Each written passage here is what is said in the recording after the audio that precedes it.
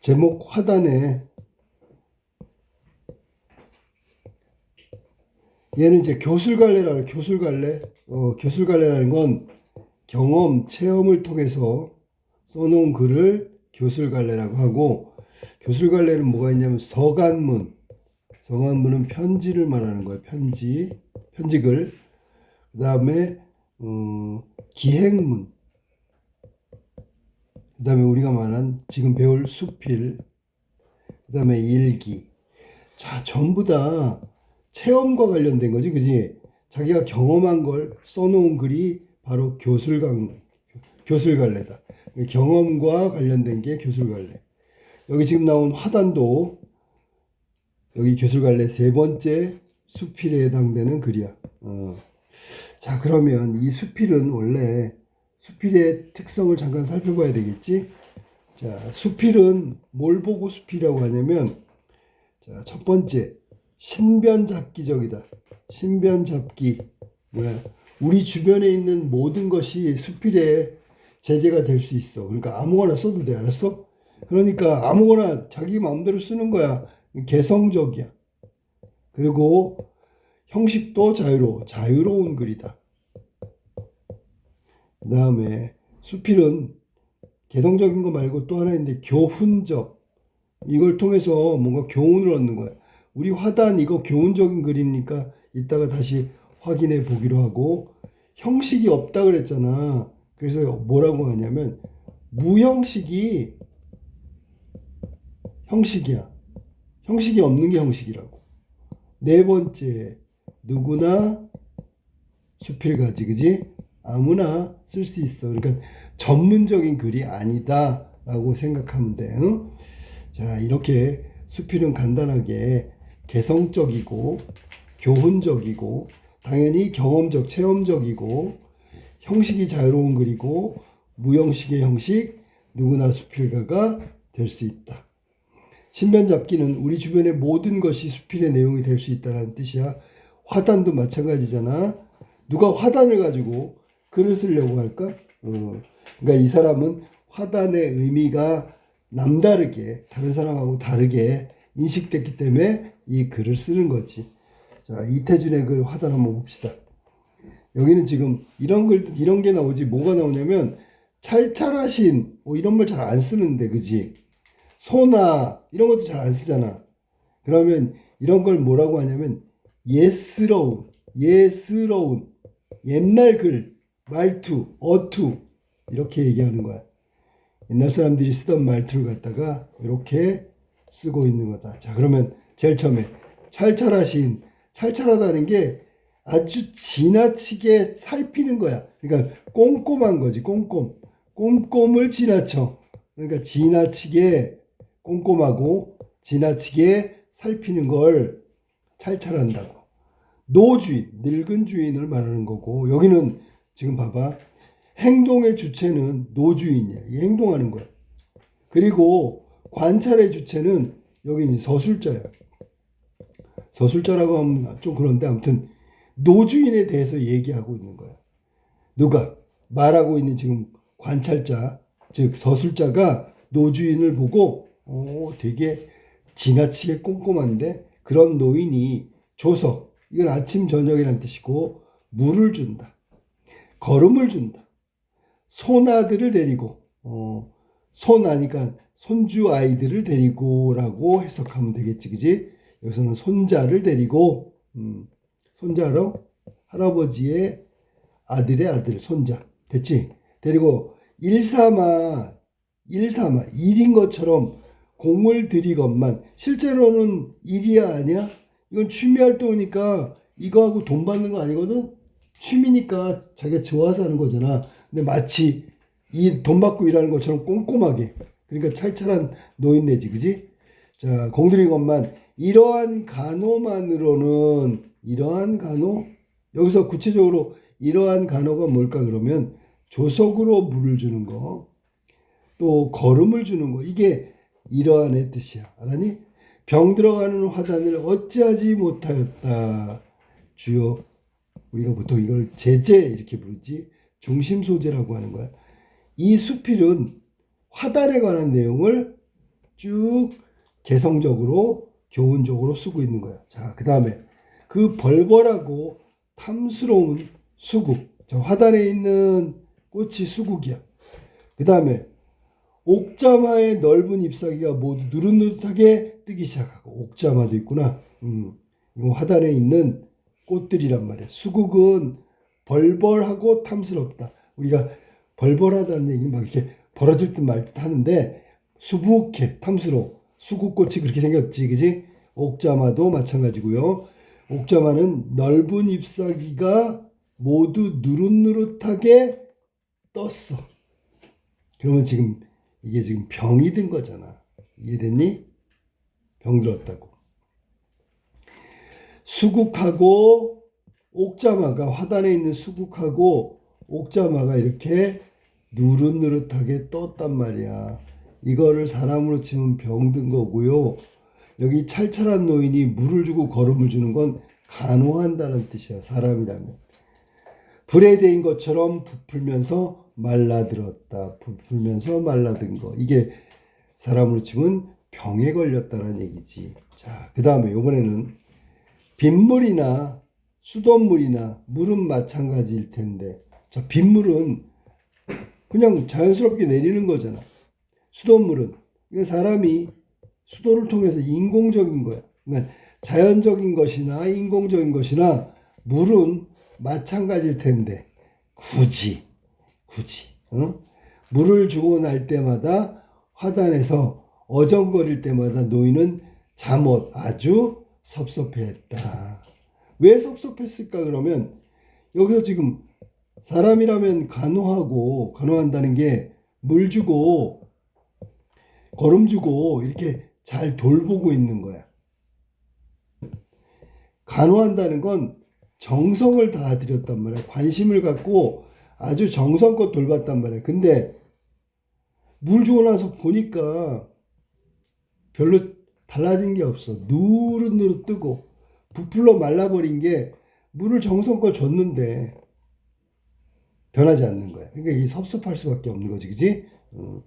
계속 수국과 옥자마 이런 애들은 시들어가고 부풀어 말라 비틀어지고. 그러니까 정성을 다해도 병이 낫지 않아. 간호해도 낫지 않아. 그러니까 섭섭하다고 얘기한 거야. 비가 왔다. 소나기라도 한 줄기 쏟아졌으면 하는 비가 사흘이나 순조로 내려 화분마다 맑은 물이 가득가득 고였다. 자, 그럼 봐봐. 공들이고 그랬는데 사실은 여기서 말하고 싶은 건 빗물이 자연적인 거잖아.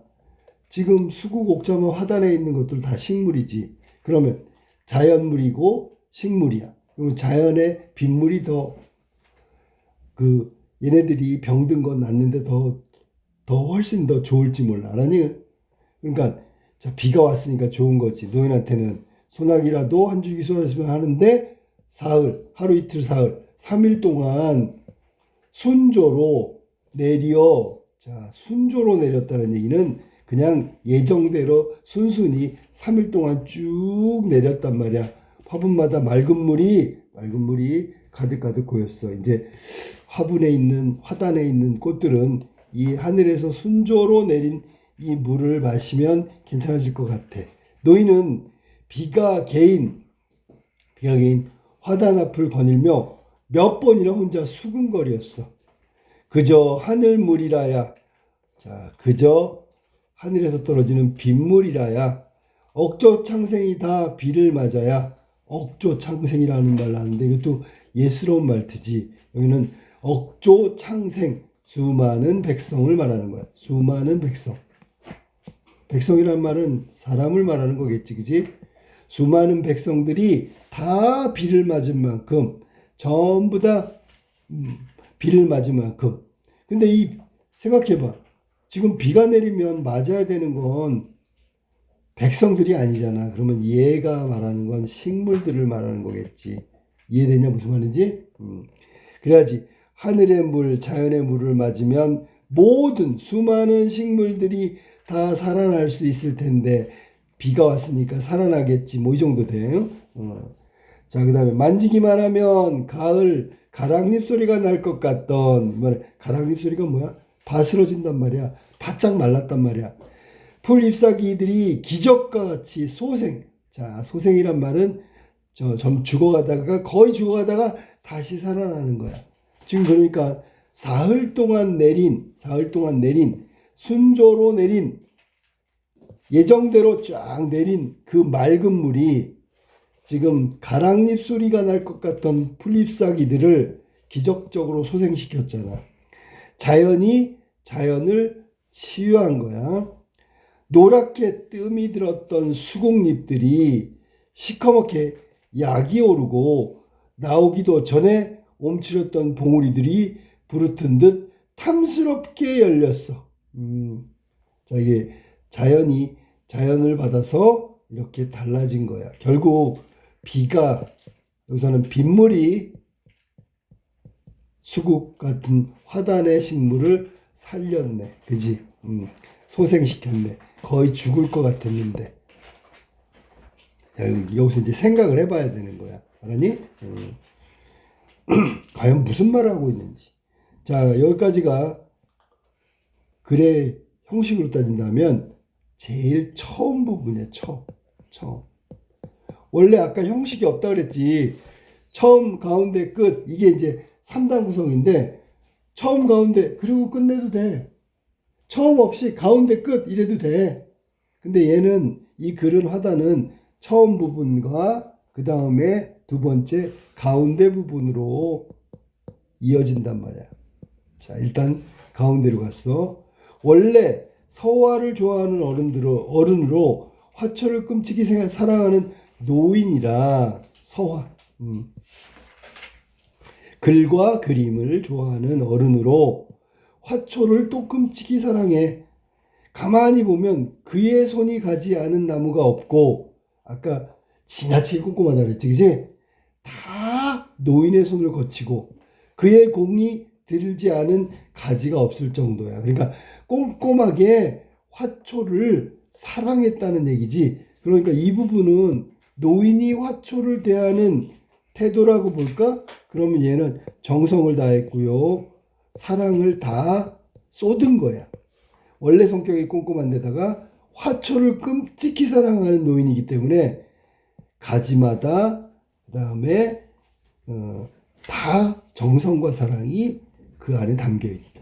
그 중에도 석류나무 같은 것은 철사를 사다 층층이 태를 두르고, 자, 그러면 그 중에서 이 석류나무 같은 경우에는 저기 나와 있는 다른 화단의 식물들보다도 훨씬 더 정성을 기울였다는 게 느껴지는 게 뭐냐면, 철사를 사다가 층층이 태를 두르고 곁가지 세 가지를 자르기도 하고, 그 다음에 휘어 붙이기도 하고, 4층 나무가 되고 5층 나무가 되도록 키웠단 말이에요. 여기까지. 특히 석류는 더 끔찍한 정성을 들였다는 얘기야. 알겠어? 또 그 다음에 두 번째. 이게 두 번째야. 첫 번째가 특별히 애지중지했던 게 바로 석류라면, 두 번째는 장미다. 홍해문같이 틀어올린 것도 있고, 홍해문은 우리가 보통 이 아치 알지? 아치에 몰라? 이렇게 해가지고 올라가서 이렇게 있으면 문이 이렇게 올라가서 이렇게 둥그렇게, 이해됐어? 이게 둥그렇게 아치 모양으로 된 그런 문이 홍해의 문이야. 그래서 마치 반달 같은 모양을 갖고 있다. 여기 이제 홍해문의 특징이라고. 알았어? 자, 그러면 홍해문 같이, 그럼 장미가 우리가 봤을 거야. 공원에 가면 장미 이런 데다가 막 심어가지고 얘가 이렇게 막 올라가잖아. 맞지, 그지? 마치 무슨 꽃으로 만든 입구처럼 이렇게 만들잖아. 홍해문 같이 틀어올린 것도 있고, 자, 장미는 홍해문 같이 틀어올린 것도 있고, 또 복숭아 나무는 세 번째 무슨 비밀스러운 방법으로 키운 것 같은, 키가 한 자도 못 되는 어린 나무에 열매가 도닥도닥 맺히게 할 만큼 노인이 이번에는 복숭아 나무에다가 정성을 기울였다고. 그러니까 화단에 있는 식물들 다 정성, 가지가지마다 정성을 쏟았는데 특히 석류나무, 두 번째 장미, 세 번째 복숭아나무는 각각에 다 정성이 아주 지극정성을 했단 말이야. 이걸 한자성어로 하면 애지중지 이렇게 얘기하는 거야. 사랑하고 중하게 여겼다 이런 뜻이거든. 애지중지가. 그러니까 여기는 세 번째가 복숭아나무가 되는 거지, 그지? 여기서 비방이라는 건 아무도 모르는 비밀스러운 방법을 썼는지 말이야. 응? 어떻게 그 조그만 나무에 열매가 다닥다닥 붙었는지 참 알 수 없어. 너희는 가끔 안소님들까지 사랑마당으로 청하여 이것들을 구경시켰다. 이 안소님이 뭐냐면 여자들을 말하는 거야. 뭐 아내라든지 며느리라든지 딸이라든지 이런 거 안소님이라고 불러. 구경하는 사람마다 희한해했다. 와, 정말 대단하다. 노인이 화처를 대하는 태도는 정말 애지중지, 사랑하고 중히 여기고. 됐니? 자, 그러나 다행히 이러한 화단이 우리 방 앞에 있음에도 불구하고 나는 드디어 나왔네. 한 번도 노주인의 재주와 그 정성을 취하지 못한 것은 매우 서운한 일이다. 그러니까 내 앞에, 우리 방 앞에 저런 것들이 화단이 정성껏 키워놓은 화단이 있는데도 불구하고 물론 봤겠지. 되게 좋다, 멋있다, 아름답다. 근데 한 번도 노인한테 와 진짜 대단하세요. 재주가 많으신가 봐요. 정성을 들이셨나 이런 말 한마디를 못했다. 그런 뜻이 알아니? 자, 그 다음에 그가 있는 재주를 다 내어 기르는 4층, 5층 석류의 나무보다도 나의 눈에는 오히려 한편에 구석 응달 밑에 주인의 일고지혜도 없이 되는 대로 성큼성큼 자라는 봉소나 몇 배 아름답게 보였기 때문이다. 자, 이유를 알겠네. 그지? 아름답긴 한데 여기 내가 시선을 두고 있는 곳은 바로 이 부분이야. 노인이 정성껏 키운 석류나무, 복숭아나무, 장미 물론 아름답지. 근데 나의 눈에 비춰져 있는 것은 저렇게 구석응달이니까 아무도 돌보지 않아. 그 다음에 일고지혜라고 나지. 일고지혜라는 말은 원래 자신의 행동이 남에게는 이익이 된다. 즉 일고지혜는 노인이 여기 누구지? 봉선화지, 그지? 봉선화한테 정성을 기울였다, 안 기울였다? 안 기울였어. 일고지혜가 없는 게 봉선화라고. 즉 노인은 봉선화를 보살핌이 없었단 말이야. 근데도 구석응달 밑에서 주인의 일고지혜가 없는데도 성큼성큼 자라가지고 봉선화 몇 떨기가 자라있는 거야. 내가 보기에는 이게 더 아름다웠단 말이야. 보살피지 않아도 응달에서 구석진 데서 성큼성큼 자라났단 말이야. 이게 더 아름답다고. 그러니까 노인이 키운 석류나무, 장미, 복숭아나무는 노인의 정성으로, 노인의 보살핌으로 자란 거고 얘는 자연스럽게 자란 거야, 스스로. 그러면 지금 나왔잖아. 이 수필, 교술문학의 핵심은 교훈이나 깨달음이나 뭐 이런 거거든. 그러면 여기 말하고 있는 서술자 나는 자연적인 것에 대해서 더 가치를 두고 있다는 거야. 노인의 정성으로 키워진 그 인위적인 아름다운 식물, 나무, 꽃보다 자연스럽게 혼자서 구석응달에서 성큼성큼 자라난 봉선화가 훨씬 더 아름답다는 가치를 부여하고 있는 거야. 그러니까 노인한테 정말 열심히 정성을 다해서 키워서 정말 아름답네요, 좋네요 이런 얘기 안 했겠지, 그지? 안 했겠지. 못한 게 아니라. 됐니? 자, 무럭무럭 넘치는 기운에 마음대로 뻗고 나가려는 가지가 그만 가위에 잘리고 철사에 묶이고 채반처럼 채반잖아. 그 물기 걸르는 뒤틀려져 있는 것은 아무리 보아도 괴로운 꼴이다. 괴롭대. 아니 보기 싫을 정도가 아니라 괴롭다고. 여기 나와 있는 가위에 잘리고 철사에 묶이고 채반처럼 뒤틀어진 거 바로 사랑이라는 이름, 정성이라는 이름에 이거는 사실은 인위적인 고통이다. 인위적 고통. 누구한테? 이 식물들에게는. 장미한테 고통이고 복숭아나무의 고통이고 석류나무한테는 고통이야. 노인한테는 사랑이야. 그러니까 인위적인 것을 보고 있는 여기 나는 그 꼴이 괴로울 정도야. 알았니?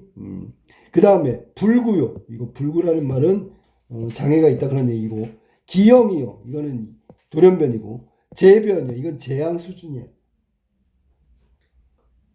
그러니까 여기 서술자 나는 인위적으로 가꾸고 있는 저 노인의 정성과 사랑이라고 했지만 자연스러운 걸 막고 인위적으로 키우고 있는 것에 대한 단상, 생각이 뭐냐면 저건 괴로운 거야. 저건 불구나 마찬가지야. 저건 기형이요 재변이라고 생각하는 거야. 이 모두 1번부터 4번까지가 인위적인 것에 대한 나의 생각이라고. 이해됐죠? 노인은 푸른 채반에 붉은 벚꽃송이를 늘어놓은 것 같다고 하나, 야, 채반은 이렇게 우리가 보통 그 야채 이런 거 씻어가지고 물기 빼는데 올려놓는 쟁반 같은 거야. 넓은 거 둥그런 거. 채반에 붉은 꽃송이가 늘어놓은 것 같다. 자, 노인의 눈에는 아름답게 보이는 거지. 왜? 자기의 정성과 사랑 이런 게 들어가 있으니까. 근데 우리의 무딘 눈으로 본다면 우리의 무딘 눈? 우리의 무딘 눈은 뭘까? 여기서 우리는 누굴까? 자연적인 것, 인위적인 것 중에서 자연적인 것이 훨씬 더 아름답다고 느끼는 우리의 눈에는 왜 무디다고 얘기했냐면 인위적인 거 잘 안 보여. 인위적인 아름다움이. 그 눈에는 도저히 그런 날카로운 감상, 이거 봐. 날카로운 감상이 저 노인이 말하는 붉은 꽃송이를 올려놓은 것 같이 아름답다고 얘기하는 저 감상평이 날카롭다고 즐길 수 없을 뿐만 아니라 도리어 유쾌하지 않게 느껴진다. 그래서 그 노인의 사랑과 정성으로 가꾼 화단의 모습은 불유쾌하다까지 나왔어. 그러면 그 노인의 정성과 사랑으로 겨진 식물들은 바로 인위적인 것이고, 인위적을 대하는 나의 감정은, 태도는 1번부터 5번이 돼야 되겠지. 그지? 자, 이제 마지막에 이제 끝이지. 끝 부분. 처음, 가운데, 끝. 3단 구성이라고 할 수 있어.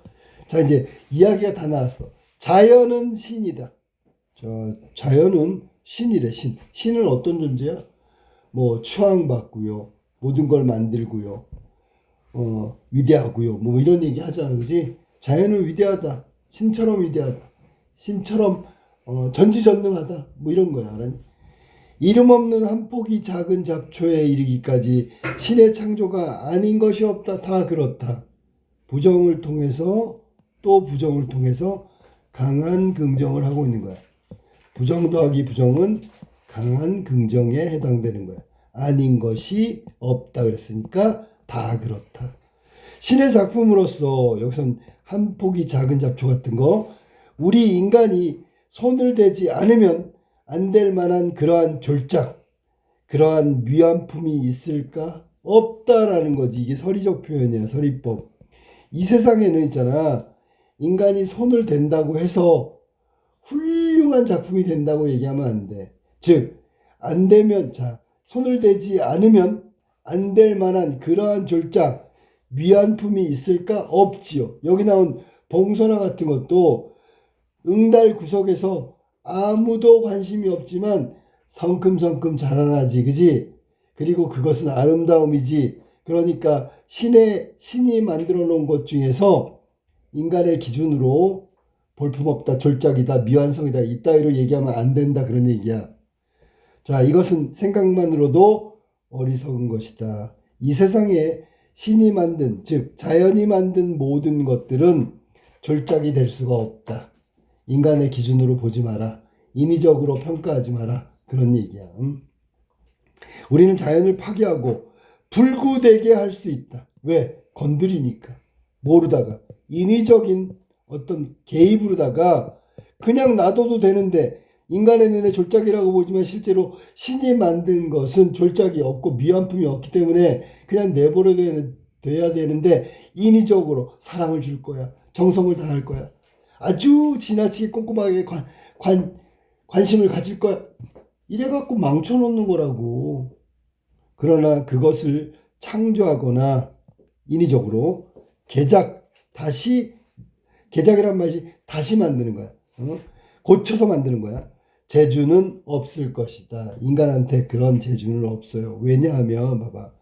인위적인 것이 개입되는 순간 자연에서 만든, 즉 신처럼 위대하고 완벽한 자연이 만든 그런 어떤 작은 것들, 아주 작은 것들, 이것조차 망치게 된단 말이야. 그냥 자연은, 자, 우리가 이런 말 하지. 자연의 뜻이 뭐야? 있는 그대로 그냥 내버려 두는 게 자연이야. 아니? 스스로 자자에다 그러할 여자야. 그냥 걔네들 나름대로 그렇게 살게 하는 게 자연이라고. 건드리면 안 된다고. 그러니까 노인은 자기가 인위적으로 뭔가를 했어. 그게 있잖아. 더 아름답다. 완성품을 만든 거야. 졸작에서 걸작으로 만든 거야. 이렇게 생각할지 모르겠지만 여기 말하고 있는 나는 인간의 개입, 인간의 인위적인 개입은 다 망쳐놓는 일이다. 자연을. 인위적 개입으로 새로운 걸 다시 고쳐 만들 수도 없고요. 새로운 걸 창조해낼 수도 없는 거야. 건드리는 순간 망가지는 거다. 알았니? 자, 그러면 뭐 이태준 소설가의 원래 가치관은 자연관이 그거야. 건드리면 안 돼. 돌다리라는 소설에서도 똑같은 말을 했어. 이 돌다리는 조상 때부터 쭉 만들어 오고 살아왔던 어떤 문화 같은 그런 거야. 이걸 갖다가 인위적으로 뭐 나무다리, 콘크리트 다리, 뭐 플라스틱 다리 이런 걸로 바꿔버리면 넘치거나 무너져. 돌다리는 비가 많이 오거나 적게 오거나 그걸 계속 유지한단 말이야. 조상들의 지혜가 담겨 있는 거야. 그러니까 돌다리도 인위적이긴 하지만 그래도 대대로 전통적으로 만들었던 다리. 그걸 유지하는 게 중요하다고. 새로운 게 나왔다고. 새로운 걸 바꿔버리면 안 된다고. 이게 이태준 선생의 자연관이고 세계관이고 가치관이야. 똑같은 걸 지금 이야기하고 있는 거야. 이건 너네 연계 문제로 돌다리 소설에 보면 맨 마지막에 그 노인이 돌다리에 앉아서 하는 얘기가 있어. 아무리 비가 오거나 비가 오지 않아도 돌다리는 물이 줄거나 느는 법이 없어. 하늘의 순리를 따르거든. 이게 자연이야. 똑같은 말이야. 알겠지? 자, 그래서 여기는 우리가 정리한다면 뭐냐면 노인하고 나의 가치관이 완전히 상충돼 있단 말이야. 상충. 정반대야. 자, 먼저 노인의 가치관을 한번 확인해 볼까? 정성과 사랑으로 화단을 돌봐. 즉 인위적으로 화초를 돌본단 말이야. 여기에 개입되는 건 인위적이다. 자, 이걸 사랑이라고 생각해. 자, 그 다음에 여기 나는 그런 거 아니야. 자연 그대로가 핵심이야. 자연 그대로. 내버려둬. 건드리지 마. 그냥 우리가 보기에 봉선화가 좀 못생기고 볼품없어 보일 수도 있어. 그렇지만 그건 자연이 만들어 놓은 완벽한 걸작이라고 생각해야 돼. 인간의 눈으로 봤을 때나 졸작이지 봉선화도 완벽한 걸작. 게다가 그냥 내버려두면 어떻게 돼? 스스로 성큼성큼 자란다고. 괜히 건드려서 뭐 그럴듯하게 만들어 보여봤자 그건 우리의 눈으로 바라본 것이고 자연이 만든 것으로 본다면 그거는 오히려 그걸 망치는 일이라고 얘기했잖아. 아까 얘기했잖아.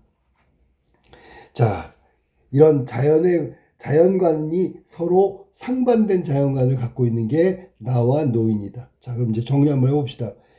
이 수필은 교훈적이죠. 네.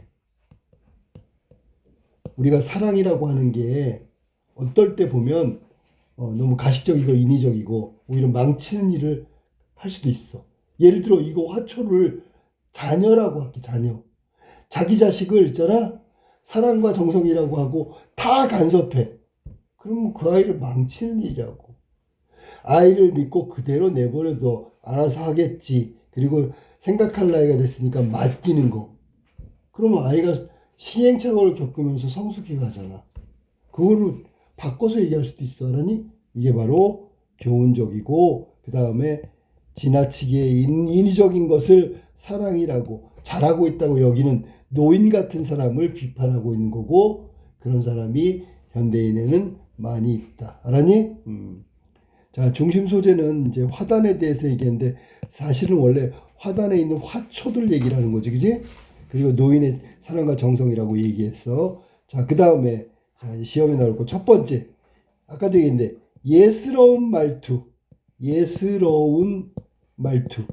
뭐 처음에 나올 때 찰찰한 근호인 뭐 이런 거 있잖아. 자, 그 다음에 의태어가 나온단 말이야. 의태어. 자, 의태어 볼까?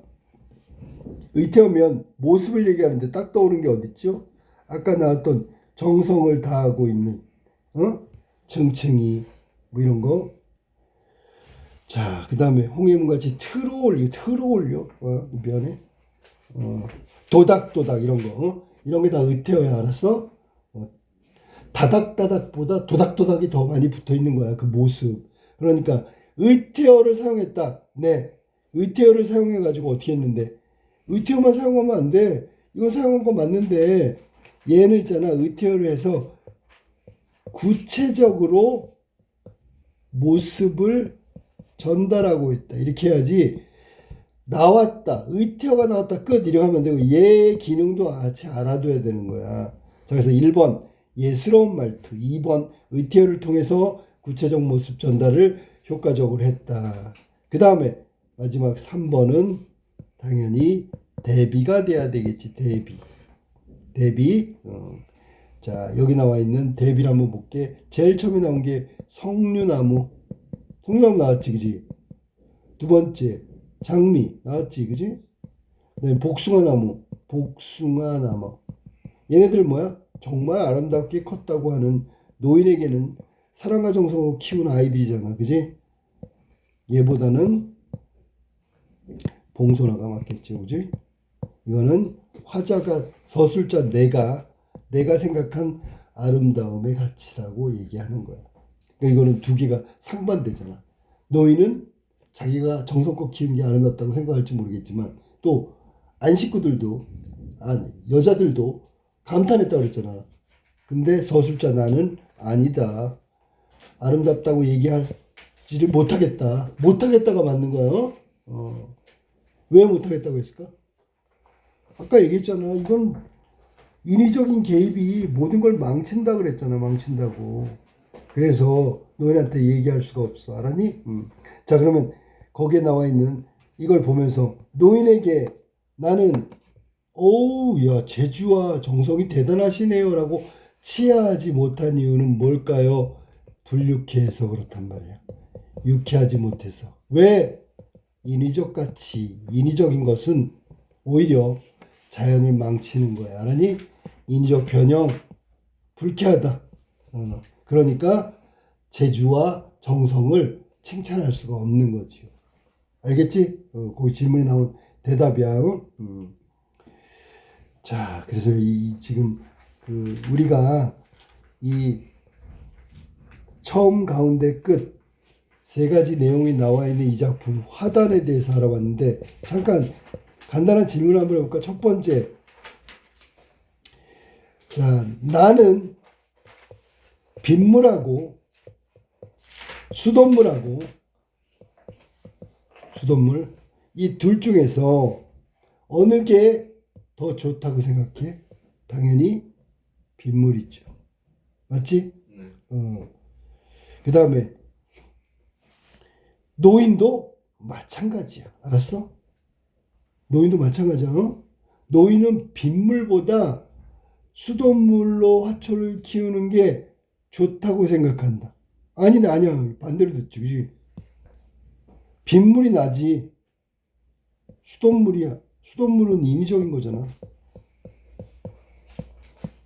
야, 다시 정정한다, 나는 자연적인 것이 가치가 있다고 했으니까 빗물로 키우는 거고, 노인은 인위적인 게 가치 있으니까 수돗물이라고 생각하는 거야. 아니, 빗물보다 수돗물이 좋다. 이렇게 생각 안 해, 노인은. 그냥 정성을 다할 뿐이고, 그런 개념이 없어. 굳이 얘기한다면 수돗물이 좋다. 이렇게 얘기할 수도 있어. 2번, 두 번째. 나는 봉선화가 앞에서 말한 인위적인 석류나무, 장미, 그 다음에 복숭아나무보다 아름답다고 생각한 이유가 뭘까? 핵심적인 단어를 말하세요. 자연적인 것이니까. 이해됐냐? 내가 생각하는 기준은 바로 그거야. 자연적. 싫어하는 거는 인위적. 됐지? 자, 그 다음에 내가 노인에 대해서 느낀 감정. 그러니까 토탈이야. 전부 합치면 정말로 불유쾌하다. 변형하고 인위적으로 개입하고 그래서 불유쾌하다고 얘기한 거고, 그럼 나머지 아까 했던 걸로 해볼까? 뭐 다른 태도나 다른 느낌은 뭘까요? 그러면 이거라고 얘기해야 돼. 정말 괴로운 꼴이고 불구로 만드는 거고 기형을 만드는 거고 재변을 일으키는 거야. 이게 인위적인 노인의 태도에 대한 평가야. 이걸 다 합치면 뭐라고? 진짜 불유쾌하다. 알았니? 얘가 감정적인 거예요. 감정적인 거. 모든 노인의 사랑과 정성이 아름답다고 생각하는 저 행동, 태도, 가치관 이거에 대해서 불유쾌하게 생각하고 있다. 그리고 인위적으로 키우는 것에 대한 생각은 네 가지다. 알았지? 이렇게 정리하면 되는 거야. 그리고 맨 끝에 보니까 자, 자연이 만든 것은 모두 완성품이야. 알았니? 모두 걸작이라고 해야지. 그지? 걸작이라고. 걸작이 뭐야? 아주 훌륭한 작품이라는 얘기야. 그러면 졸작이라고 보는 건 누구의 눈이야? 인간의 눈이지. 인간의 눈으로 자연을 평가하면 졸작이 보일 수도 있겠는데 그건 졸작이 아니라 걸작이다. 오히려 졸작이라고 생각하는 걸 건드렸을 때 정말로 망치는 일이다. 망치는 일은 파괴고 불구자를 만들어 버리는 거야. 인위적 개입이 새로운 아름다움을 창조하거나 다시 고쳐서 뭔가 작품을 만들 수는 없다야. 없다라니 이게 화단이었다.